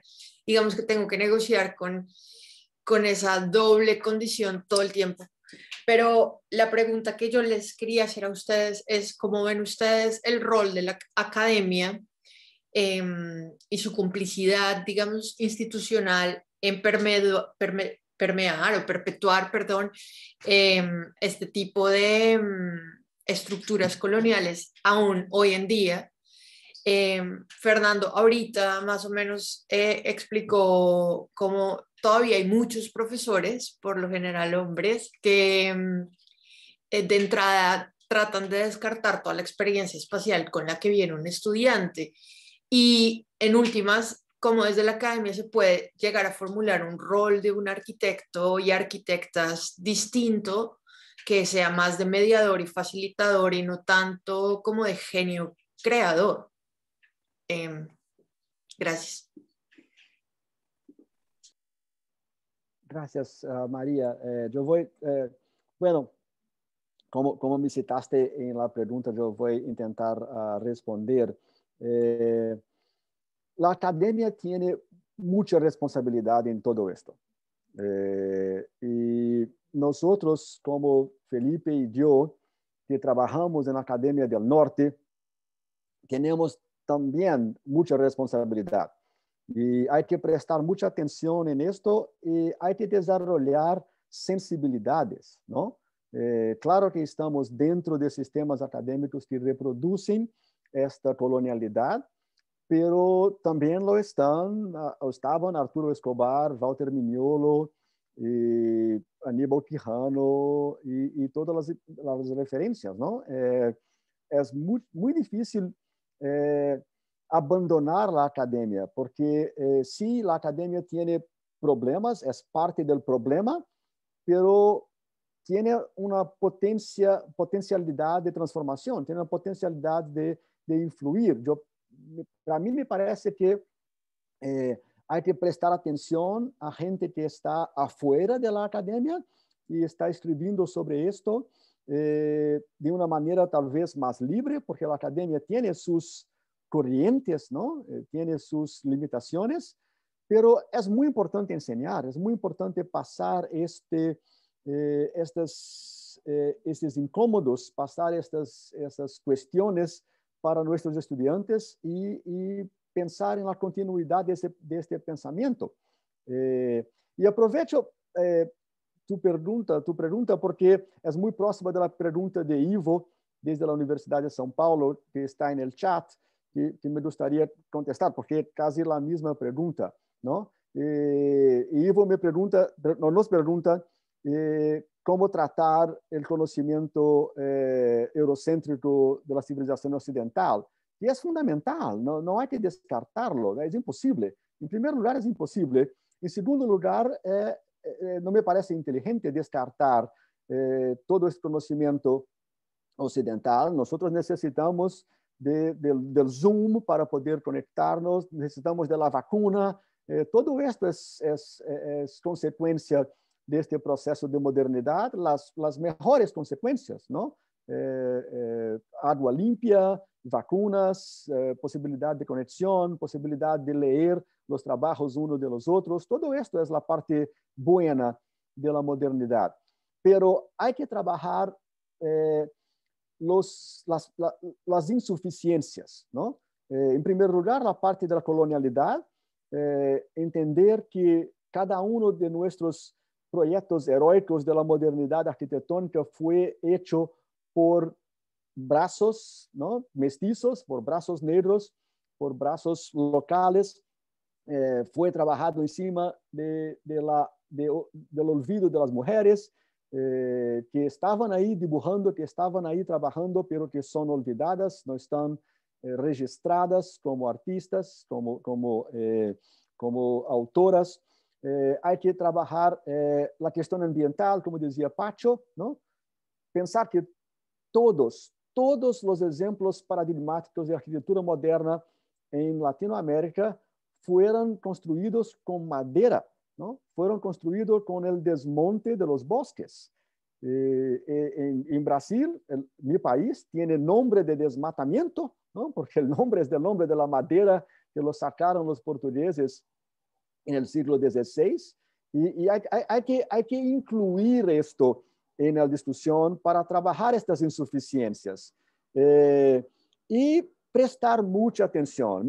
Me parece que es una responsabilidad mía prestar atención a gente que está escribiendo en Concepción, Chile, o que está escribiendo en Oaxaca, o que está escribiendo en Chiapas, o en Costa Rica, o en Honduras, a sitios que tienen mucho poca espacio de diseminación. Y nosotros tenemos que prestar atención en esto. De la misma manera que mis colegas en la Universidad de São Paulo deben prestar atención a lo que se piensa y se escribe en Paraíba o Tocantins, o ¿no? La periferia de Brasil. La colonialidad, como decía Pacho, tiene muchas camadas, son como camadas de cebolla, ¿no? Tiene camadas dentro de nuestros propios departamentos, ¿no? Hay monstruos sagrados dentro de la universidad, la diferencia de poder de un profesor para un estudiante, dentro de nuestras regiones, ¿no? Texas tiene su importancia, pero es muy periférico. El discurso norteamericano está todo en el cinturón entre Nueva York y Washington. Mismo California es un poco periférico. Y entonces, entender estas camadas y entender cómo desafiarlas me parece muy importante, ¿no? Y sí, prestar atención a lo que se hace y lo que se escribe fuera de la academia, porque la academia tiene su poder de transformación, pero también puede ser muy, muy colonial, ¿no? No, yo solamente adherir allí a esta respuesta una intersección muy importante, y es la intersección entre la educación y los cuerpos profesionales, ¿no? Que por ejemplo, para nosotros aquí en Inglaterra, pues es un cuerpo real, ¿no? Es el Royal Institute of British Architects, que valida la educación, ¿verdad? Entonces aquí tuvimos recientemente un debate en el Departamento de Arquitectura de qué es decolonizar la arquitectura. Para nosotros, que tenemos que generar arquitectos que luego van a ser validados por un cuerpo real.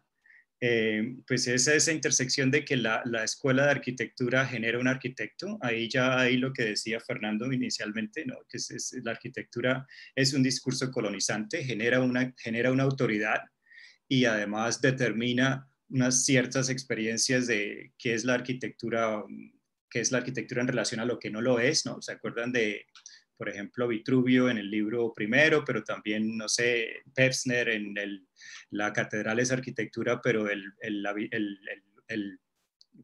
bicycle shed no? Entonces, están todas estas diferencias que se establecen a través de la arquitectura, con lo cual yo pienso que además de empezar a cuestionar desde la educación misma, es decir, a tener estas capacidades de las que hablaba Fernando inicialmente, de que la academia también nos permite cuestionar la academia misma, ¿no? Porque no se trata de rechazar, sino de generar y de pluralizar. Además de mirar, como decía Fernando, a México, Centroamérica, el resto de Latinoamérica, parece que también tenemos que desviar y mirar un poco a África, por ejemplo. ¿Cuáles son las experiencias de África, en donde hay unas tradiciones también postcoloniales muy importantes, donde hay un cuerpo de trabajo en términos de urbanismo y arquitectura y de filosofía postcolonial sumamente importantes? El trabajo de Edgar Peters, Abdulmalik Simon, Jennifer Robinson, un montón de trabajo que sale de Sudáfrica y de África en general, ¿no? Achille Mbembe, que nos están generando una serie de cuestionamientos que nosotros podríamos mirar para aprender de ellos y dejar entonces de mirar hacia el norte y hacia Europa, y entonces crear esas relaciones sur-sur que podrían ser muy productivas en términos de cuestionar jerarquías epistemológicas. Hay unos comentarios en el chat.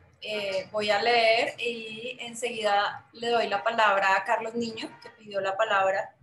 Hay un comentario de Alex, me voy para arriba, hablando de la oportunidad que hay que está esperando un libro donde que los protagonistas sean precisamente las vidas en esos espacios. Cómo son recibidos y cómo ese impacto ha tenido la luz, las formas, el color, y cómo los arquitectos poetizamos sobre ello. Aquí hay otra pregunta y le doy para que sea respondida, y le doy la palabra a Carlos Niño.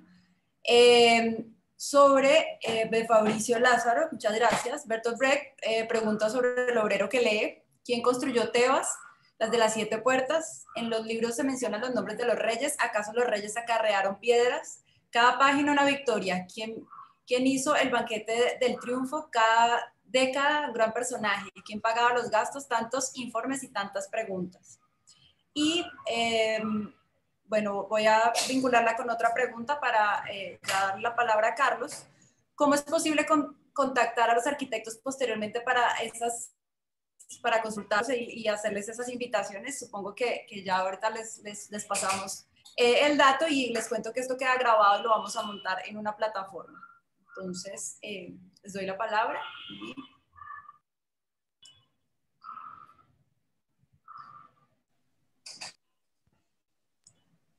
Carlos. ¿Sí me oyen? Hola, Carlos. Sí, perfecto. ¿Cómo estás? Bueno, gracias, Liliana. Pues muy interesante ese llamado que hacen los arquitectos a vernos de una manera más compleja y más completa, y no solo desde la arquitectura profesional como nos hemos visto hasta ahora. Esas historias que pretenden construir en cada país o en cada continente un santoral de grandes arquitectos y definir las obras icónicas, pues no ha sido nunca beneficioso para la arquitectura en general. En la arquitectura y Estado yo planteaba la necesidad de acudir al concepto de discurso de Foucault, en que no era definir ese santoral, sino pensar la enseñanza, la vivienda, lo social, las publicaciones, los premios, los poderes, para entender lo que se estaba haciendo en cada momento. Es un poco injusto de todas maneras decir que solo se miró lo profesional, porque, por ejemplo, en los años 60, cuando en Colombia se planteó la arquitectura del lugar, sí se intentó ver lo nuestro. Era extraño, una figura como Alvar Aalto, desde tan lejos como Finlandia, pudiera llevarnos a pensar en los chircales de Bogotá, en el ladrillo, en los obreros que teníamos, pero ahí hubo un intento de ubicarnos en el lugar, aunque fue parcial. El Brasil, por ejemplo, yo creo que proyectó para el trópico como no lo había hecho Europa. Ahora hay un problema fundamental y Fernando se refería a la enseñanza. Yo siempre he dicho que la enseñanza de la arquitectura no está errada, sino completamente errada, porque es 98-99% de taller. Cada revisión del pensum le quitan una historia, ya casi que no se estudia la historia, mucho menos las realidades culturales de nuestros medios.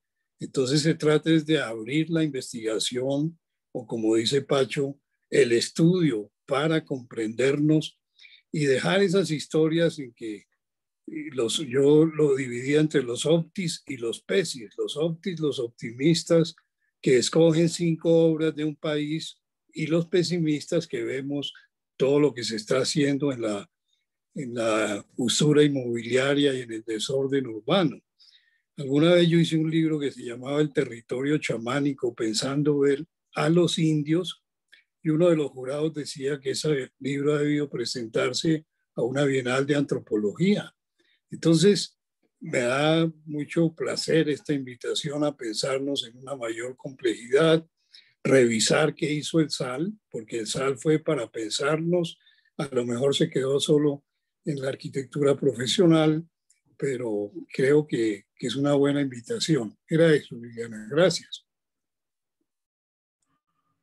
A ti, Carlos.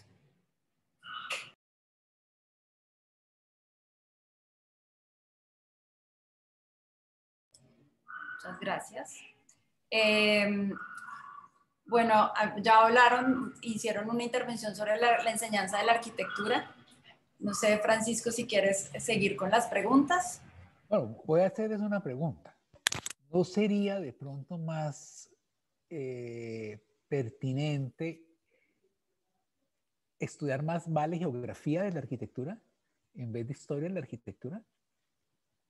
De una aproximación desde las condiciones, pues, teniendo en cuenta pues, que la geografía es una construcción de todas maneras en gran medida también histórica, pero no deberíamos poner de pronto, hacer una mirada desde la geografía, desde los recursos, desde las gentes, desde las personas, desde el ambiente, ¿sí? Nosotros tenemos, eso por ejemplo, nosotros que estamos por aquí, nos permitiría ver más el mundo en la horizontal, ¿sí? Y recibir menos el conocimiento en la vertical. Esto me parece interesantísimo, Pacho, porque cuando miramos el discurso europeo sobre las Américas y el discurso que nosotros mismos absorbimos, el discurso era que las Américas no tenían historia, tenían solo geografía. No consideraban las tradiciones de los pueblos originarios como historia, entonces las Américas no tenían historia, era espacio vacío y geografía. Pero como enseñamos arquitectura con poca interacción con esta geografía, enseñamos arquitectura como flotando en el aire, ¿no? Porque nosotros no tenemos historia y tampoco exploramos nuestra propia geografía. Entonces, nuestra enseñanza de arquitectura, nuestro discurso arquitectónico está completamente deslocado, está completamente flotando sin áncora, ¿no? Y eso me parece interesante porque las regiones bioclimáticas serían la mejor manera, me parece, de ancorar estas arquitecturas en sus hogares, ¿no? ¿Qué tipo de lluvia tenemos? ¿Qué tipo de clima? ¿Qué tipo de temperatura? ¿Qué tipo de viento? Yo acabé de pasar una semana aterrorizado aquí en Austin porque tuvimos una nevasca inesperada que nunca pasó en el registro anterior.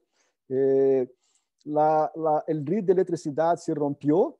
Mis vecinos, yo perdí electricidad solo por un par de horas, pero mis vecinos perdieron electricidad por 3 días. Las temperaturas externas estaban a -12 por la noche. Las casas de la gente sin electricidad estaba a 0 grados, 0, 2 grados dentro de las casas. Las calles estaban con hielo y los supermercados completamente desabastecidos. Y después de 3 días empezó a faltar agua, porque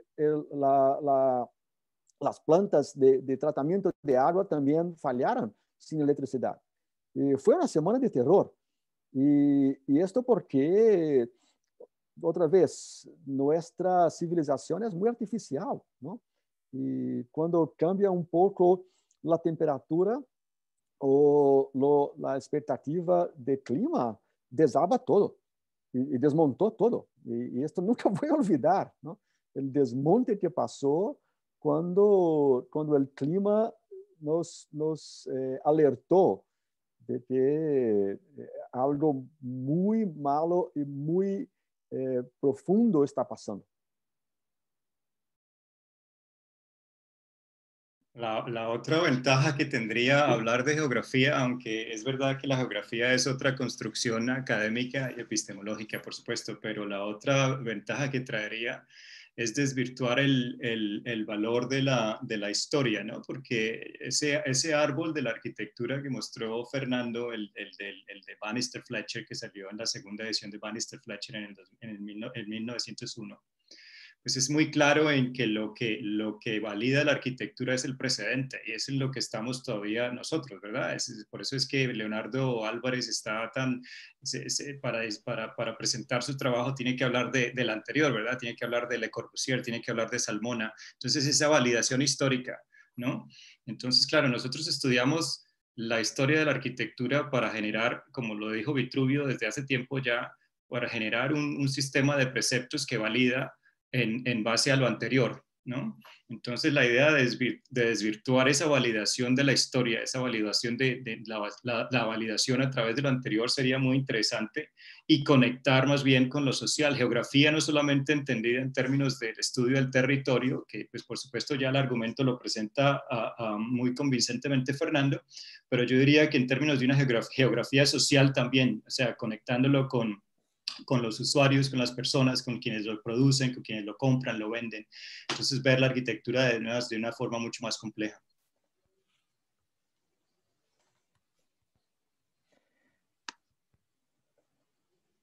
hay que tener en cuenta que no hay colonias sin colonizados, ¿no?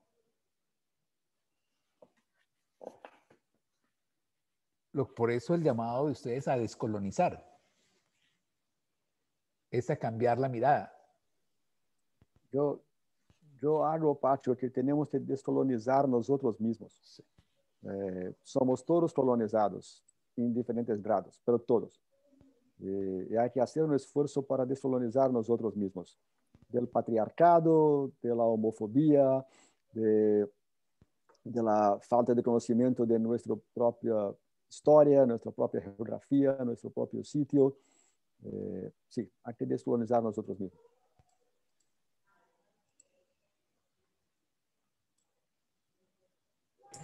Hay una pregunta en el chat que está centrada en el contexto de donde vienen los estudiantes de arquitectura, que no siempre son de ciudades grandes, a veces son de otros contextos, y cómo eso incide en esta aproximación a las diferentes realidades pues, que está formando precisamente un arquitecto.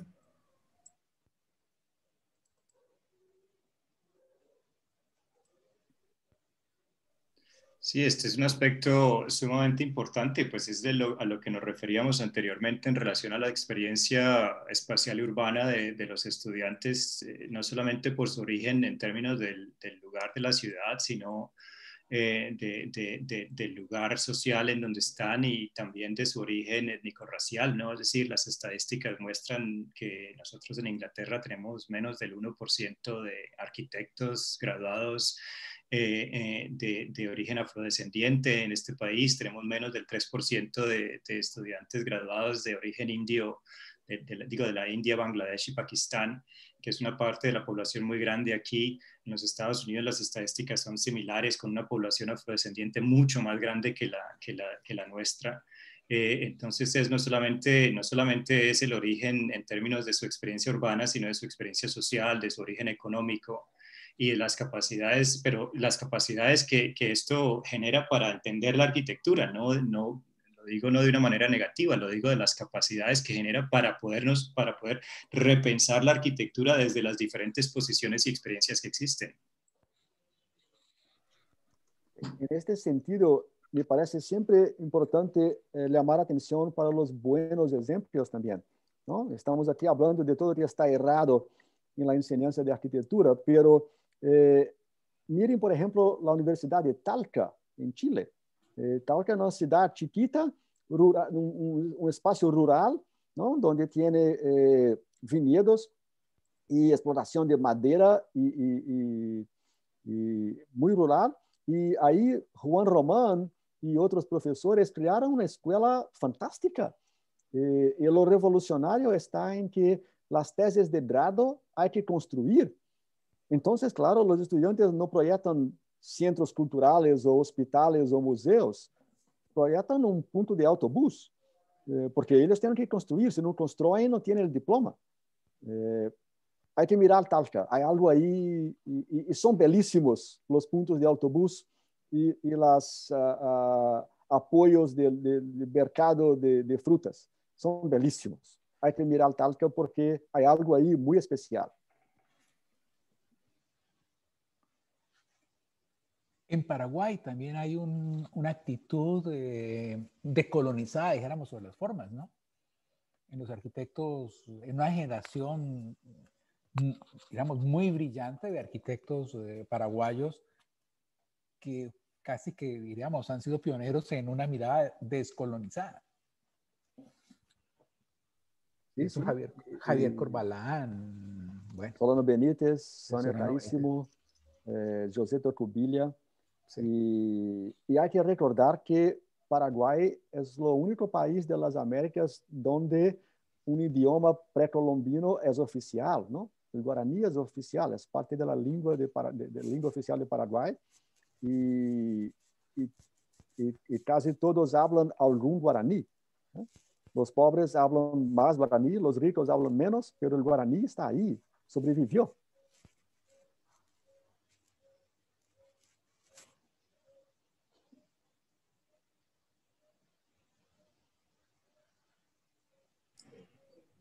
Bueno, Juan Antonio Siller hace un comentario, pues lo pueden leer en el chat, pero habla del hiperdifusionismo, que han tenido ciertas arquitecturas y bueno, hace como una revisión al respecto.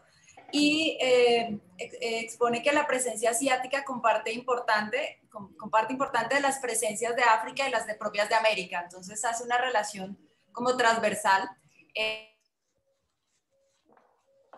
Que creo que concepto, que hay relaciones mucho más análogas con este tipo de realidades, que precisamente con esa de pronto difusión de la Bauhaus, de otros contextos, que pues son parte de la construcción de esa formación en las escuelas.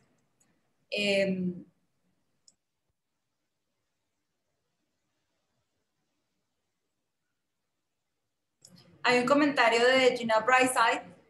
Excelentes reflexiones y puntos para abordar la descolonización en el aprendizaje y en el conocimiento de la arquitectura. Me gustaría escuchar las reflexiones de Fernando y Felipe sobre la informalidad que predomina en la urbanización de América Latina, África y el sur de Asia, que efectivamente es producto de la colonialidad del poder sobre la tierra y el conocimiento de la construcción, experto en la planificación de nuestras ciudades. Más allá del producto arquitectónico, el fetiche, como lo llama Felipe, cómo descolonizar desde lo tan llamado informal, que al final no es más que la materialización de las realidades de nuestros pueblos que desafían desde el third space y que construyen desde la memoria, desde el diálogo de saberes y con una visión pluriversal. Pues es una pregunta y comentario muy, muy importante y ha sido un tema de trabajo mío durante mucho tiempo. Rethinking, repensando la ciudad informal, es una colección de ensayos sobre ese tema. Y una gran parte del trabajo, y Urbanismos Marginales, que es el otro libro que salió también, que fue una especie de continuación de Repensando la ciudad informal, pues es una serie de reflexiones sobre la importancia de mirar la ciudad informal no como la antítesis de la ciudad, sino precisamente como dice la pregunta, como el producto en realidad de unas realidades socioeconómicas y lo que llama Quijano la colonialidad y la colonialidad del poder, unas condiciones que son inherentes a la ciudad latinoamericana.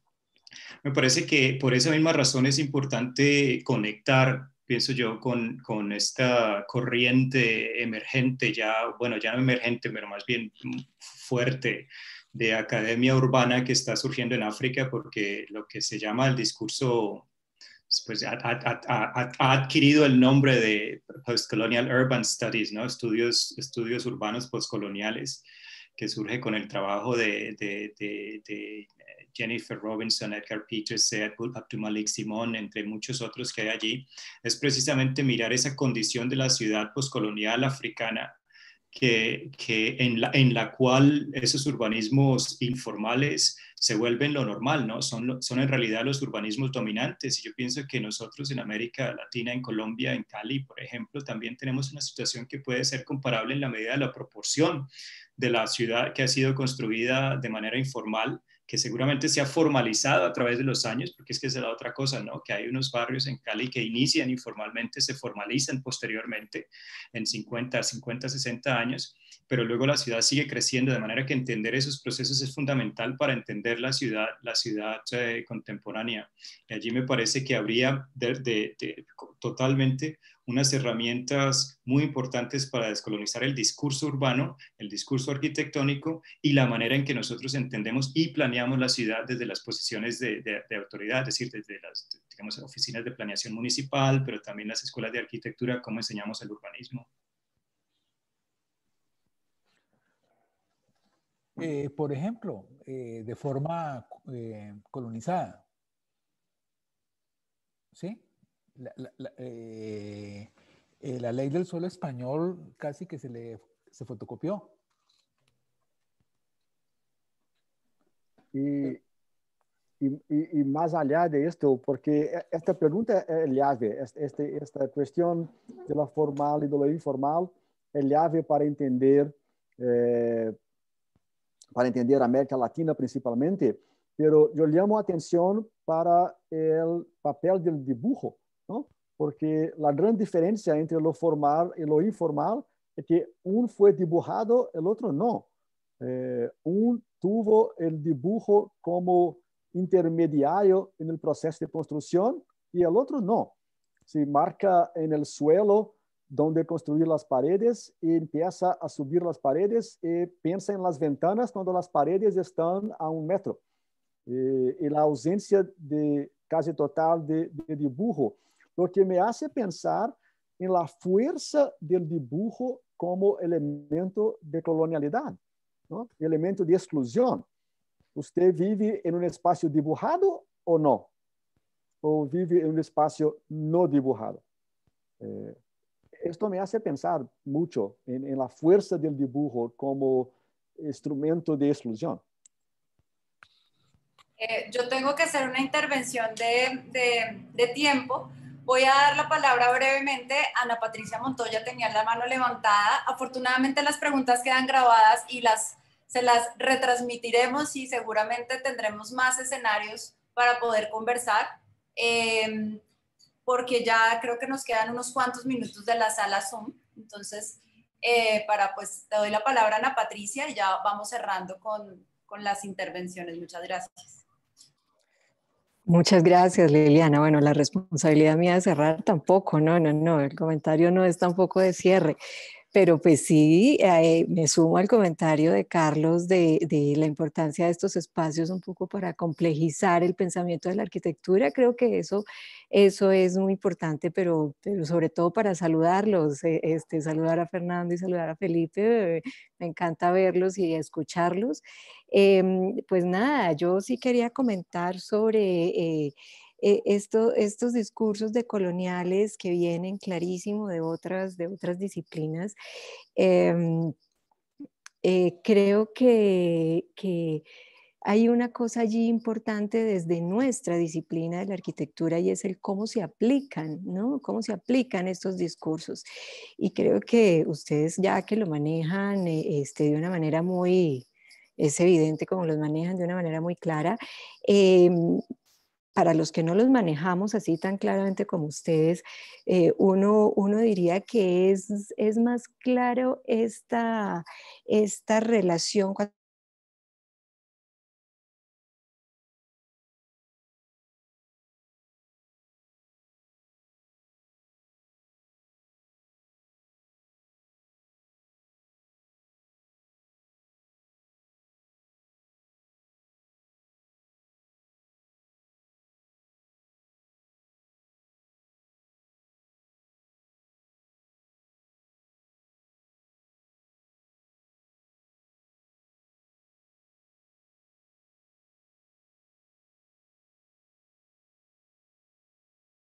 si uno se para en esa provocación que hace Arturo Escobar en su libro de autonomía y diseño, ¿sí?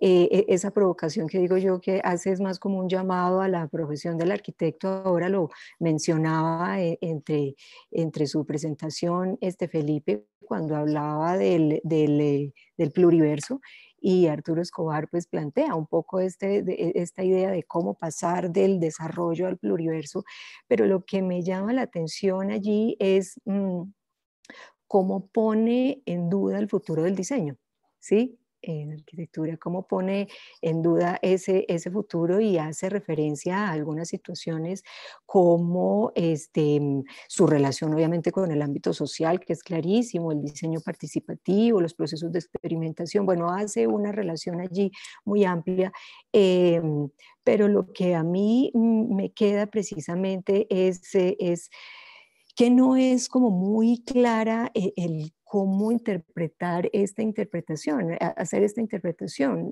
Fernando ahora hablaba precisamente de que es muy ambiguo, ¿sí? Precisamente esa aplicación al cómo hacer arquitectura decolonial, si se pudiera llamar así, arquitectura decolonial, en estos términos de Arturo Escobar. Citaba también Fernando a Talca, pues porque hay muchos ejemplos de arquitectura que se ha venido haciendo.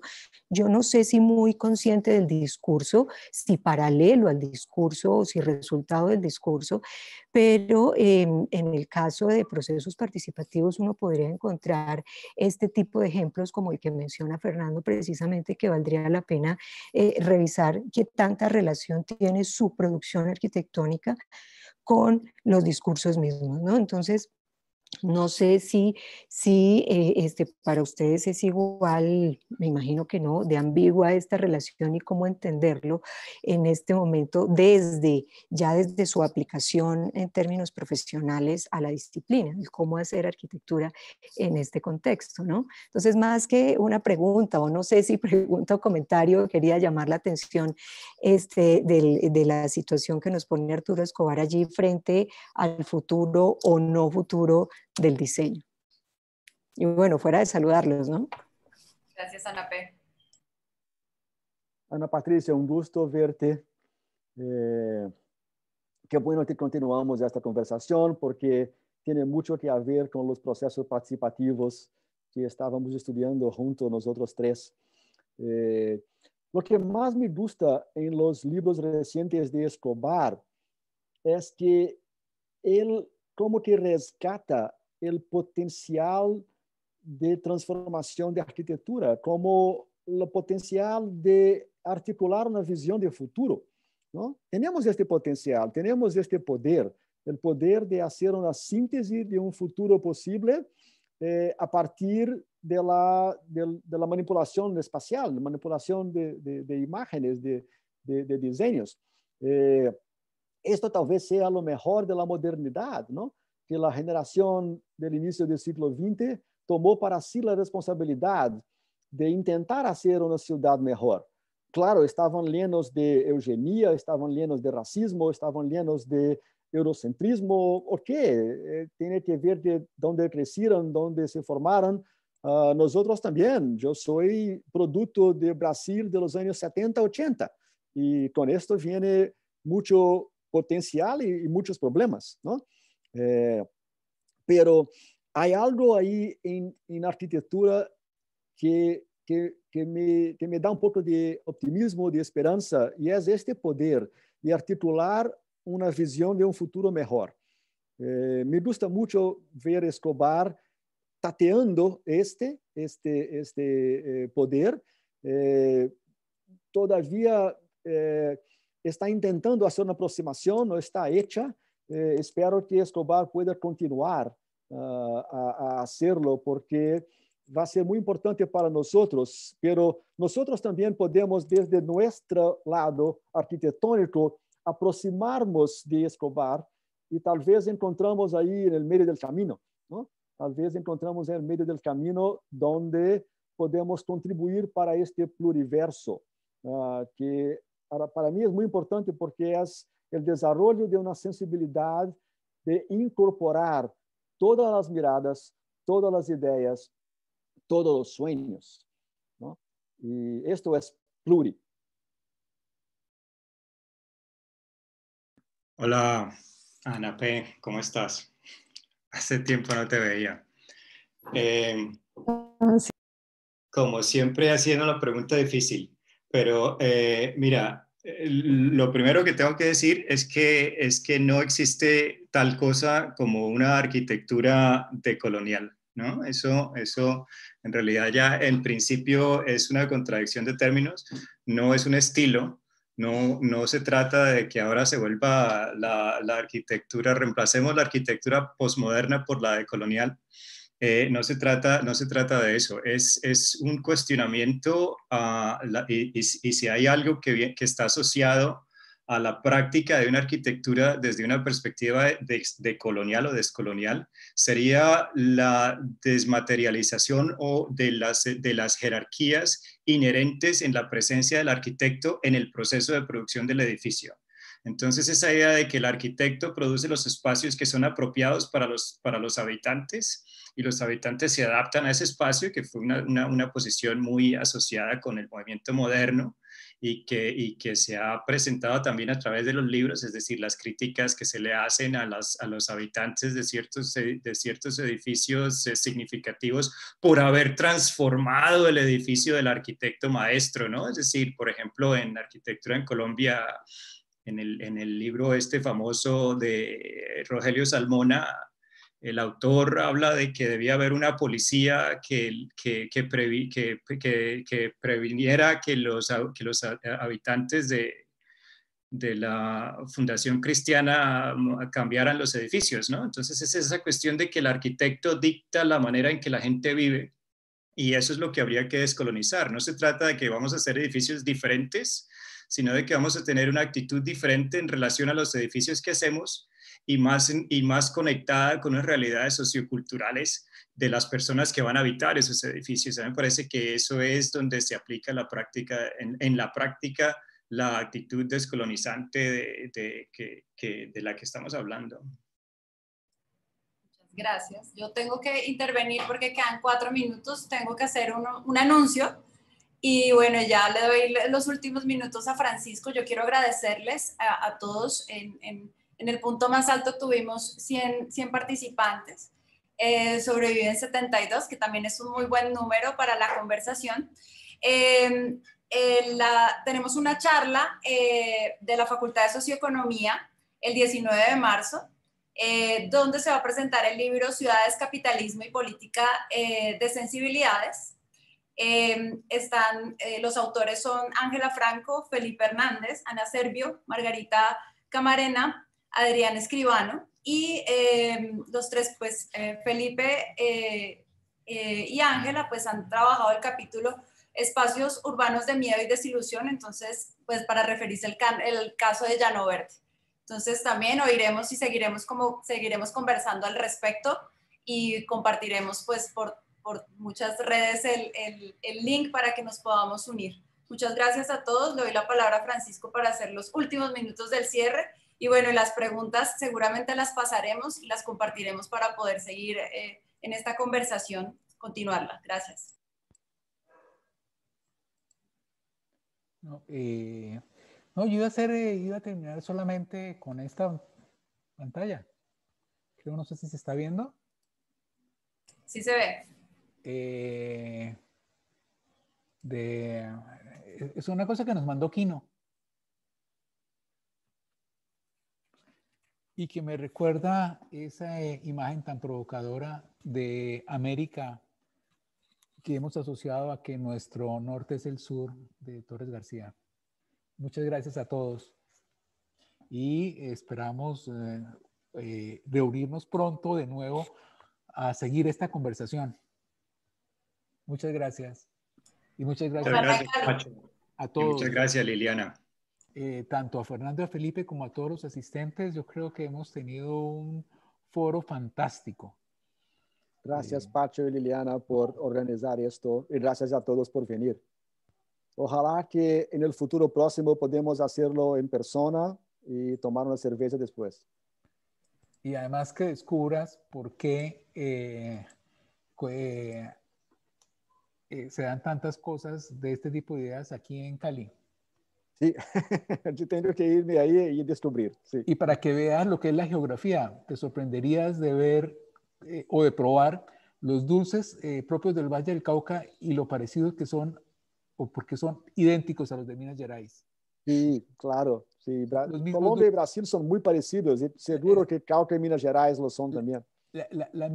Hay en términos de dulces, lo cual muestra cómo la geografía humana, ¿sí?, la presencia afro, el azúcar, el café, las frutas, etcétera, terminan produciendo cosas que son absolutamente idénticas. Yo me quedé sorprendido cuando descubro que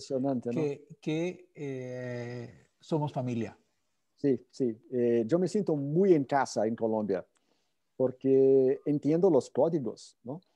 Entiendo todos los códigos sociales de Colombia que son idénticos a los de Brasil. Bueno, Pacho, muchas gracias. Felipe, muchas gracias a todos. Verle. Fernando, me encanta verte. Sí. Chao. Chao. Gracias. Chao. Chao. Chao, Ana. Gracias. Que estés bien. Que estén muy bien. No te pierdas. Chao a todos. Chao. Chao, gracias. Un abrazo. Vale.